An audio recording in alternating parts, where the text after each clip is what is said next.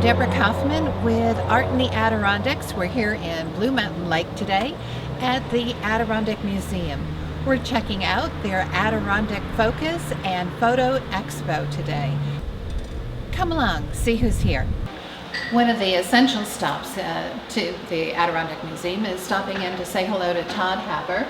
He is the Director of Marketing for the Adirondack Museum, and he's here with me right now, hoping he'll share with us a little bit about the museum and how they're blending some of the history, the area of the lifestyle, along with their art exhibits and art events. Todd, it's great to meet you. Good to meet you.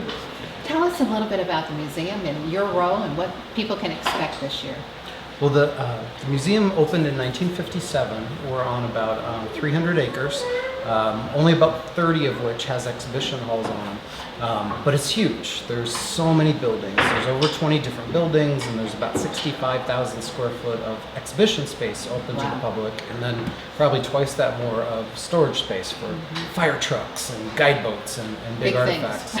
And one of the things that we do is we pull stuff out of storage and collections to help amplify the story that an exhibition is telling. So we're, for instance, in the logging exhibition at the Adirondack Museum. And one of the things that you'd expect to find in a logging exhibition is, there's examples of chainsaws that have been used in the Adirondacks, really big ones, some interesting curved ones, two-person chainsaws. But one of the surprising things that really, I think, says a lot about the Adirondack Museum is we also have fine art.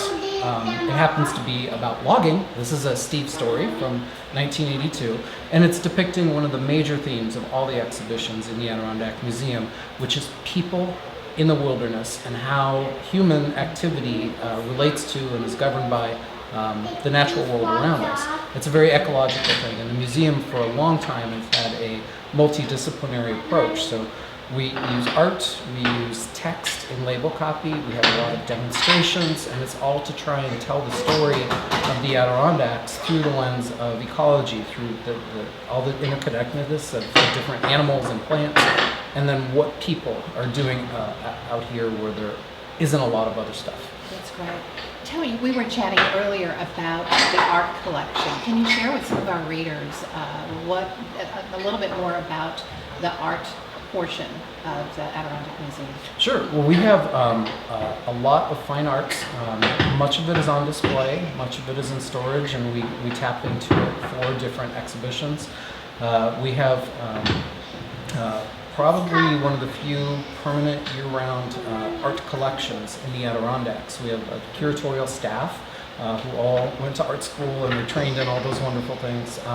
And they take care of all of our collections, but that includes the art collection, which has paintings and drawings and sculptures. And one of the things that is different about this art collection than you might find in an art museum in a larger city is it's all related to the Adirondacks. So we don't have a lot of encyclopedic art like some institutions have, where we try and cover different eras of art's development or different people or subject matters. Our one subject matter is the Adirondacks, including art that was inspired by the Adirondacks and depictions of the mountains and lakes and streams and things like that. So that's what's in our collection. And then on our programming side, things that our staff put together for visitors to take part in. We run the whole gamut. We have workshops where people can learn from a master artisan how to do stained glass, how to weave a pack basket. We do a lot at the intersection between self-taught artists and artisans and fine arts. We do a lot of lectures and talks and seminars. We have a lot of artists in residence who come here and they paint or sculpt or do pottery and talk with visitors to the museum while they're doing it. So art it's very much a central part of how we take on our mission of telling the story of the Adirondacks. Right. And this year you have the Photo Expo, right? Is it the first year for the Photo Expo? It is. This is the first year we're doing that. How you came up with the concept? Well, we've been, for a couple of years, getting ready for a big new exhibition that will open in 2017 that will be like an Adirondacks 101 that'll tell the whole story in just one exhibition. Right now we have logging over here and boats over here and art over here, and we want to tell especially for people who've never been to the Adirondacks. We want to have a place where they can go and kind of get a summary of the whole thing, and then if they're really interested in boating, they can go to the boat building, or if they're really interested in rustic furniture, they can go to the rustic furniture exhibition. So we've been working on this new thing. It's going to be called the Adirondack Experience that opens in 2 years. And one of the things that we wanted to do is use the intervening years to test things and prototype things. And one of the things that we wanted to test was the idea of having a day-long festival of sorts, themed to one theme, but looking at it from a lot of different dimensions. And so we started that last year with our Made in the Adirondacks Festival. Right. And the idea there was to bring artisans in who live and work in the park and create things. And it was very, very fun and very successful last year. So we did it again this year. And we said, well, let's do another one. And our great education department said, you know, photography might be a really rich topic because everybody has a camera now on their phone. Everyone in the Adirondacks has probably taken a really pretty picture to remind them, and they've been doing that for 150 years here. But now they can push a button and the whole world can see what they just took. Exactly. So one of the things that we thought we would do is try and put together a day-long schedule with professional Adirondack photographers, giving tips, showing examples of their work, telling funny stories about what happened when they were out on the trail or how they got that shot, and then marrying that with the, again, 1860s, 1870s is when a lot of people started coming to the Adirondacks as tourists, and they brought their newfangled cameras with them. So the Adirondacks were one of the first places in nature that was the subject of extensive photography. And we're very lucky to have many things in our collection that are from that era, with photographic equipment, pictures, and of course we have about half of Seneca Ray Stoddard's output in the collection, and we use that periodically in exhibitions, for programs. We lend it to other museums around the world. But the Stoddard archives are wonderfully rich in his documentation from the 1880s until early 20th century of what life was like here in the Adirondacks for year-round residents and for summer visitors as well. And gosh, I know I'm forgetting something, but we have about 14 things going on. So where can the people find more information? Always at our website, adirondackmuseum.org. We have always a list of upcoming events and programs, and then there's something about all our permanent exhibitions. And you know, that people could sign up on our newsletter, follow us on Facebook, follow us on Twitter, all the usual places. Right. And of course, reading art in the Adirondacks. Exactly. Thanks so much. Welcome. I enjoyed talking to you. It was good to talk with you. Thanks. Hi, we're with Carl Heilman, one of our first stops here today on the Photo Expo, to get from Carl's perspective a little bit about the expo. Hi, how are you doing? Hi. Pleasure to meet you. Good. Tell me about this particular show, what you've been doing, what the response is like. Is this the first time you've done this show? I think this is the first anybody's done this show. It's the first time show. So I think this was the first, and it was. I enjoyed the show. I always enjoyed, getting out in the public and meeting with people and presenting. I like to do a show more from the perspective of the feeling of being there, and so it all went well. I had a good Great. time. Had some good questions at the end. Good. Your name and of course your work is so synonymous with the Adirondacks. What is it about your work that people really respond to, do you think? It's a good question. I think different. I would assume different people take away different things. What I hear most often is kind of that it captures that feeling of place, and I usually try to create an image that'll help draw a person into it, so that you can kind of feel like you can walk into the image type thing. And I think that's probably more what people are thinking of a lot of times. You're really known for your beautiful vistas, right? I mean, and local places where people have been to those places, and so they have that connection, I would imagine. What is one of your favorite spots to shoot in the Adirondacks? The one I'm in. Really, right here in this spot? Where it's wherever I am in the Adirondacks. There's just always something great to work with, whether it's details in the landscape or whether it's the broad landscape. So I'm always looking for all kinds of options, moods, and things like that, and just enjoy shooting wherever I am. That's great. I'm you partial. know you're from here, right? Well, not originally. I'm originally from southern Pennsylvania, but have been coming here, all my life. Because my grandfather bought property in the 40s, my parents bought property in the 50s, and so, I've been coming here all along. And moved here in '73, so been up here over 40 years. Wow, that's great. A long time. So most of these shots that you're taking are places that you're very familiar with. You go pretty frequently. Pretty much so. But whenever, the one thing I find with the Adirondacks is the more places you explore, it's like the more places you find there are to explore. And there's parts of the Adirondacks I still haven't been to and want to try to get to sometime. Really? What part of the Adirondacks is uncovered for you For so me, far? well, I haven't been to the real southwestern area because there's so much up here. Well, a lot of it is it's driving time. Yeah. Is to get into the southwestern corner, I've got to go to Utica and then come back in. And so, Makes sense. you get to Old Forge and it's like, well, I just want to go another hour to come back into the park again type thing. But I have it's on my radar and it's something I'll probably do in the next couple of years. That's great. And you have books, you've authored several books recently, right? I have, yes. That's great. So everyone likes photographing the Adirondacks, who doesn't, and with an iPhone and everything else. But what single tip could you give to the audience, people who like to film and to go out and to shoot things? Is there anything that you could tell them that might help them with their images? Well, the one that I probably pass along most often is to, when you're looking at something you want to photograph, is close one eye and look at it with just one eye. Because we see things with the depth perception, working with two eyes, the binocular vision. And as soon as you close one eye, you see it the way the camera does. And when you're taking a picture, you're essentially looking at a scene with one eye and capturing the information in a two-dimensional surface. Makes sense. So in order to create that feeling of place and that the dimension in the image, you need to do that through composition and so on. And closing one eye just helps give you more the feel of what the camera's going to see. That's great. Perfect. Well, how can people find more information about your books, your workshops, things like that? I'm on the web. On the web, okay. www.carlheilman.com. Okay, great. Well, good catching up with you. Thank you. Sure.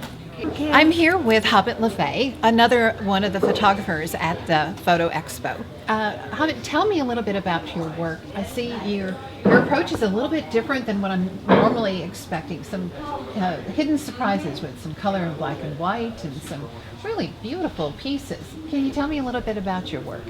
Well, I started off as a photographer in high school and, back in the film days. And so I only recently moved to digital in the last few years. And so I do a lot of mixing the black and white with the color. And did it take you a while to make that transition? So many It photographers, did. that was a hard transition for them. It did. It took some time for me to kind of make that leap. And then, once I did, I learned that there's quite a few similarities. It is a different medium, but there are quite a few similarities. Well, instead of the dark room, now you're post-production with different software programs Right, yeah, I to use arrive Lightroom. at the effect you want. Great. So you've been photographing for quite a few years. Yes. What is it about the Adirondacks that you enjoy photographing the most? Oh, I don't know. It depends on the day. It's just the Adirondacks are like magic to me, and I just love it. Some days I'm climbing mountains, other times I'm going down to ponds or down to lakes. And I noticed that you have some vistas, but you have a lot of close-up shots too. Do you feel like you tend to lean toward one or another? Yeah, I'd say I tend to get a little bit closer in. Don't do as many of the wide sweeping vista kind of shots. I guess part of my goals is to sort of give people a different perspective and say, hey, look at this, things that maybe they wouldn't typically notice. Right. Well, I noticed in the black and white, and then the focus on that gorgeous tree, and the little highlight here and there, it really does draw you into a typical fall looking day without the overabundance of color. Right. So it's a different approach. I really like it. And then the tip of the boat there, the canoe or the kayak, it's just really beautiful. Thank you. So how can people find out more about your work? Well, I have a website, shootingwaterstudio.zenfolio.com. Okay. So that's probably the best way to find me, and all my contact information is there. Wonderful. Well, thanks so much for letting us check your booth out. Thank you. We're here with Ted Comstock. Hi, Ted. Good morning. Good morning. Ted is with Comstock Books and Antiques, and he has a broad array of antique photographs and albums here, all about the Adirondacks, and wanted to check in with him and see if we can learn a little bit from the history. Tell me about some of the great photographers of the Adirondacks and what you've learned from your experience.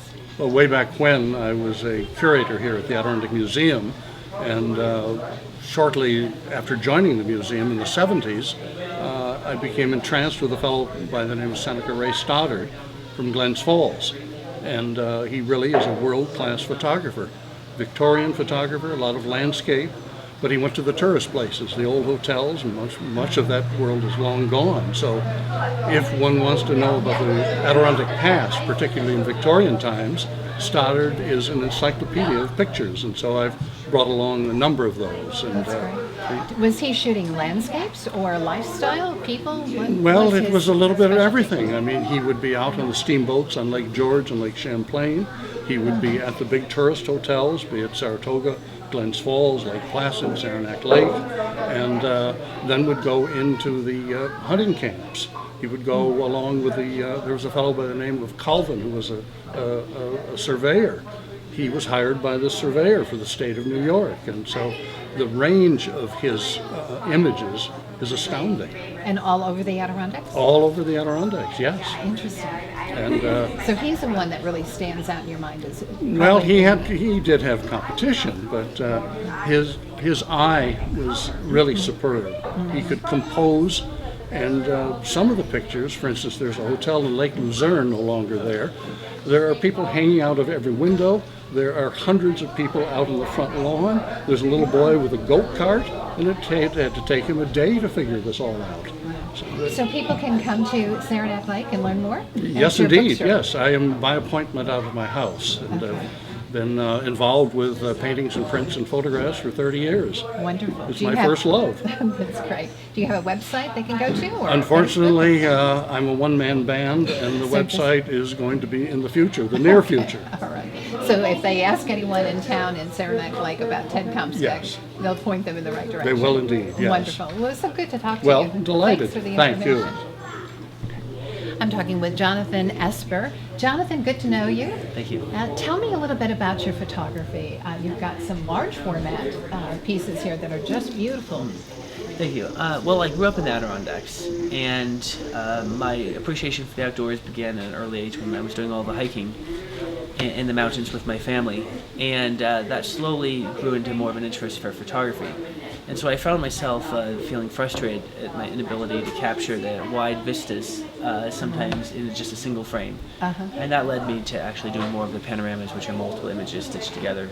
So, for example, there's some 360-degree panoramas like over Blue Mountain They're and other beautiful. scenes. So, and is that, but I see some others too, some close-up work beyond the vistas. Yeah. What is your favorite? I think that a photographer needs to think about what appeals to him or herself, or what story do they want to tell, and then wherever that leads. And so for different things will appeal for photographers. And I think there's so many beautiful things in the Adirondacks you can't possibly capture it all, or anywhere in the world. And it's ever changing. And it is, and every season is special. So what I do is I tend to think seasonally, and when I come to a scene, I think, what is here now that isn't going to be here next week when I come back? So I tend to view things seasonally, and whether that be the big vistas or the smaller details of the wildflowers and the irises coming up through the grasses. But there's always details to notice, and you just have to take the time to notice those details and to appreciate those details. And that's what photography did for me, because I grew up as a hiker, as I mentioned, and I was always fast, and I was making records and going fast. And now it slows me down, and I appreciate things so much more, and really explore more of the Adirondacks now than I did when I was younger. Isn't that interesting? What part of the day do you like to shoot? Is it morning or evening? Well, I think that sunrises are beautiful, but unfortunately, it's always hard to get up at sunrise.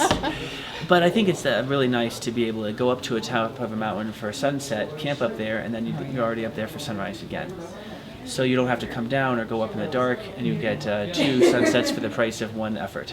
And really, you're sharing your experience from all of these hiking trips with people who are viewing your art and being able to look at them for a long period of time, not just a single moment. Yeah, and that's what's nice about being a photographer, and I do this full-time, my photography, is that you get to, you have a great pride in your work, and you're helping convey the beauty of nature and also the appreciation of nature to many other people.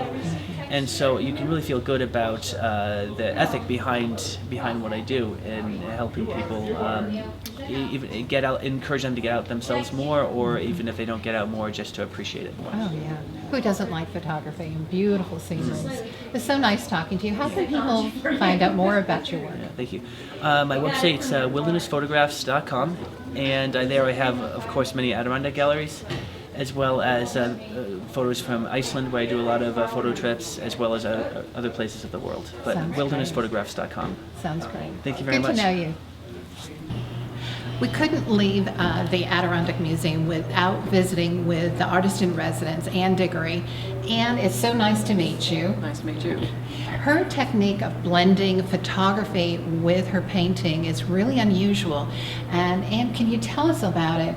How did this brainchild come about from the beginning? Well, it started when I was working on a painting, and I was trying to figure out the bottom part of the painting. And in order to go to paint the next day, I inserted a picture into the digital image of the painting, thinking this is how I'm going to paint it tomorrow. But the minute I put that photograph onto my computer screen with the painting, I thought, this is really exciting. So that sort of started me. It was an total accident. I hadn't planned. Didn't say it wouldn't be fun to combine the two. It was sort of, photography was a tool to help me paint, and then all of a sudden it became part of it. So for this one I'm working on, I started a painting of a rock. I was in my canoe, drifting back and forth, trying to do this painting of the rock breaking away, and took a lot of photographs. And then when I got back to the studio later, I finished the painting. But then what I did was scan that, take a photograph of the painting, and then slowly insert photographs into that file, so that I'm on the, in layers in Photoshop is what I use. You can add, instead of just using Photoshop to adjust colors and whatnot, I add layers, and it's often just pieces of photographs that I took. So this first one is a part of the water reflection. Then I added some detail on the back. You can ghost things in Photoshop by erasing 30%, and so it's just barely there. You can see the photograph, so that's what you see around some of the edges, is the photograph has been ghosted a little bit. It's there, but it's not quite. So the photograph is your design tool. Right. And the layering that you're talking about is much like what you would do with glazes, one layer at a time. Sure. But it allows you to get the depth of detail. Yes, yes. By seeing that in, well, it does in your that, water. but it also, what it gets for me, a lot of this this is actually hand painted, some aspects of it. Sure. It has a sense of the physical paint focuses you in on the main focal, subject matter. right. And then you have this kind of peripheral vision of barely seen but somewhat seen photographs. And when I leave in the edges of those, this is the edge of a photograph of the canvas, to give that sense of that floating. I think our perception is never as unified as we see just all at once, that we have that sense of collage. We look left, we look right, we look up, we look down, and in this particular one, I want to give that sense of, one version of this is this, one version of this goes all the way down. Right. And so, and that's always the challenge for an artist, a painter, when working with photography, is photography gives you so much detail. It's overwhelming. And when you're trying to really focus people's attention to your focal point, right. You want to remove some of that, right? Well, but to me, the photography tool that's the same as depth of field.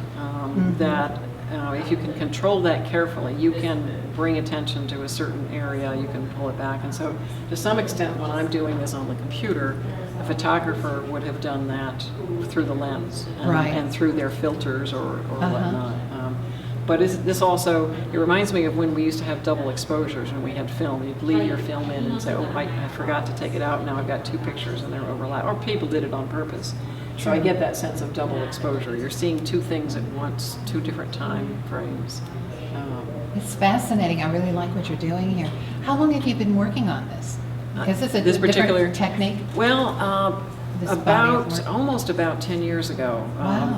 But the first few years I didn't trust it. I was such a painter, a dyed-in-the-wool painter, that I used it. I did maybe 2 or 3 a year. There were something about the image said this really needs that playfulness with the photo and the painting. And then maybe about 5 years ago, I really started seeing how to use it, and I enjoyed doing the bigger pieces. I had somebody else able to print them for me bigger, and that I really started even going out ahead of time and thinking about what I would do with that. As I look at your pieces, I mean, I see some on canvas, right? Yes. So and some on paper. So the finished product is a printed form as opposed to oil on canvas or watercolor. Well, it's on not paper, print. or- The finished work is not a printed form. It's a print that has paint on it. So you painted So over the print. this is what. Gotcha. Yeah, okay. so I've been painting here. You know, I'm working right now up, say, in this area, and I'm adding some little branches. So once you get that sense of what Right. you want to do with it, then you come back in Right. and then add your painting. Yeah, at this point I'm playing it sort of like the conductor who says, quiet down, you trombones, I want more violins. I'm sort of saying, let's subdue this rock and pull this out. It's more the painting I do. Some of that I do when it's in digital form in the photograph. I can manipulate the photograph, or I can manipulate it after I print it. How can people find out more about your work? Do you have a website? Yes, I have a website. It's diggory.com. Diggory, okay. Diggory. And there are links there to, I usually post my exhibitions. I'm having an exhibition coming up in Lake Placid in the end of August. But generally that's how and I do actually there are links to how the process is done, so people can see how this process is done. Wonderful. Well, it's very unique. I appreciate you letting us take a peek. Oh, thank you very Thanks, much. Ann.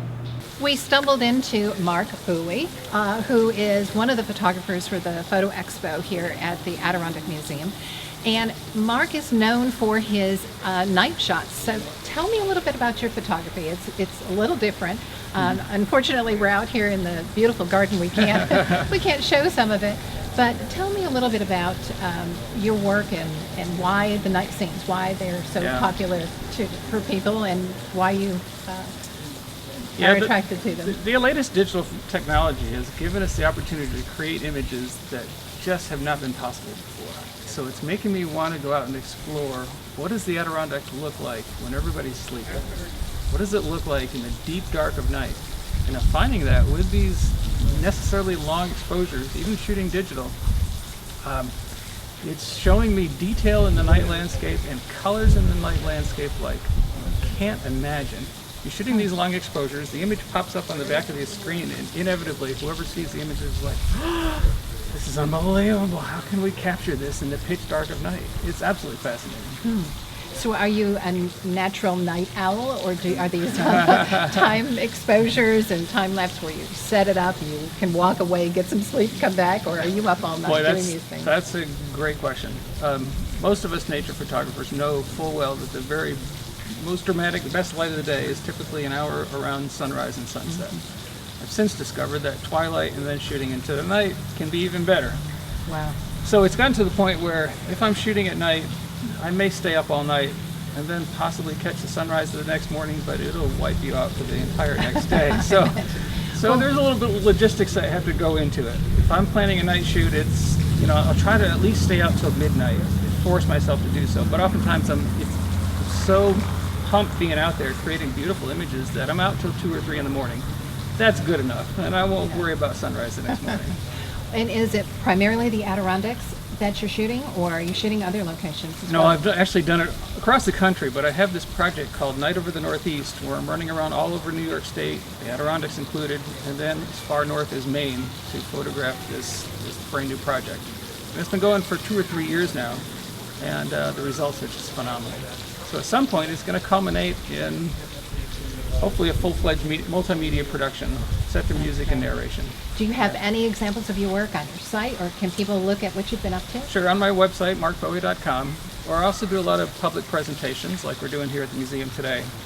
In this particular one called the Adirondacks by the Light of Midnight, specifically set to this part of the world. But I'm finding there's beautiful places out on the West Coast, there's beautiful things up in Maine, there's beautiful things along the Atlantic coast. So I keep exploring. That's great. Do you do any workshops? Yes, I teach for the Adirondack Photography Institute. Probably lead 8 or 10 workshops a year, and one is specifically devoted to nighttime shooting, in which we do nothing but shoot at night. But it's gotten so popular that we shoot at night for almost all the workshops, regardless of whether we shoot during the day as well. Sounds great. Well, so nice to meet you. Thank you very Thanks much. for It was a joining pleasure. us. Thanks. I'm here with Tom Dwyer at the end of his talk at the Photo Expo. Tom, nice to meet you. My pleasure. Tell me a little bit about your photography. We're sitting so that we can both relax after walking and standing for a while. Tell me about your talk and your experience here and what you've been doing lately. Well, my talk today was aimed at the novice. The thought process was there's a lot of folks who come to the Adirondacks with the idea that no, they're here for vacation and they want to get photographs of this venue or that scene or this creek or whatever. And every time they go home they say, well, that's not what it looked like when I was there. So what I wanted to try to do was to explain a little bit more about how that camera works so that they understood what aperture was and what shutter speed did and those types of things. And then a little bit about composition and how lines affect the composition and how horizontal effects versus vertical effects and that type of thing. Yeah. I noticed coming into when you were doing, toward the end of your slide presentation, you were talking about composition. And you had one piece that came up that the lighting in it was a path or a road was absolutely exquisite. I mean, just beautiful. And the ice scene too was very, very pretty. So what you're looking for as far as composition is traditional rules of composition, but you're really getting a lot of emotion in your work. And I noticed there's just the way that mood was struck with that one in particular with the lighting. Is that something you look for when you're out photographing and not teaching? Yeah. Well, that's in some ways that's a hard question to answer, right? Because I am, I guess, what people would call a seat of the pants photographer. You know, I didn't go to school and study it. I mean, I've been studying it for sure. There's no question about that. But I don't have any formal training in it. So what I know about composition and whatnot comes from two sources. One is, workshops and magazines and books and those kind of things that you read about. And the other is my feel. I'm out there and I photograph what feels good to me. I look at it and I think, boy, I'd really like it better if this was that way. And that's why, I talked a little bit about rules. Everybody in photography talks about the rule of thirds and the rule of this and the rule. Well, I'm not against rules, all right? But my thought process is I photograph it if I like it. My purpose, I'm happy that people, buy my photography. But my first purpose is to take a photograph that I want to put on my wall. Okay, and that's where I come from. And so if it doesn't hit, if the focal doesn't hit on one of the thirds, I don't care. okay. I mean, it turns out that the vast majority of time, with any photographer who's experienced, it's going to be there somewhere. Because Right? it just looks right. Because it looks right, it feels right, the balance is right, that type of thing. But in my workshops and whatnot, we very seldom talk about those things. Because what I'm trying to get people to do is to go out there and, one, I think we need to enjoy it. We've got to be out in the, we're going to be out in nature. We need to enjoy being out there. This isn't a test. This isn't a chore. So I'm looking to photograph what feels good to me. So a lot of it's instinctual. So if you're talking Oh, to yeah. someone who has an iPhone and they're out there snapping all kinds of pictures, your advice to them is take something that photograph feels what you right like. to you and what you like. It's when you start photographing, I think with anybody starts photographing, yes, you're gonna follow the quote the rules initially. You're gonna do things that you've heard people say you need to do and that type of thing initially. But at some point, you start realizing what you like. Right? The iPhone or the smartphone is a great example. One of the things that I like about I happen to have the iPhone. Using the iPhone is that the equipment doesn't get in my way. Right. All right, I'm not sitting there worrying about all these other things. Yes, I can't do some things with my phone that I can do with the camera that I have mounted on a tripod and all that. Certain things you can't do, but you can do some marvelous photography with your phone. I mean, That's true. I mean, technology has just advanced. It used to be you had to have a massive camera to get the kind of quality that we can get today. So when you started photography, you've been photographing landscapes and images for quite a while, I would imagine. Not that long. I started It's a photography. second career? Well, I'm still have my first career going, which I haven't been able to get away from yet. But I got into photography initially in 2000. So not that long ago. Yeah, well, we moved to a new house, my wife and I, and outdoor photographers started showing up with my name on it. Nobody knows why, right? So I read it and I caught the bug, right? I didn't interesting. start doing photography, quote unquote, professionally, meaning with any effort whatsoever at trying to sell anything. First Right. picture I sold was in late 2007. That's the first time I really started selling. So photography. it's somewhat recent. And I didn't start workshop. My first workshop, I think, was probably, this is 2015, might have been 2010, 2009. Wow. And I'm just, That's great. I'm one of those people who's lucky. I get to do what I like to do, and I'm able to make a living at it. You know? Well, I'm so glad you shared a little bit of your time with us today. Well, and thank you you. so much to spend some time and answer our questions. Thank you. Well, I hope you enjoyed our visit to the Adirondack Museum for their photo expo. I know we did. We met so many wonderful people, and I hope you enjoyed getting to know them as much as we did. Look forward to seeing you next time.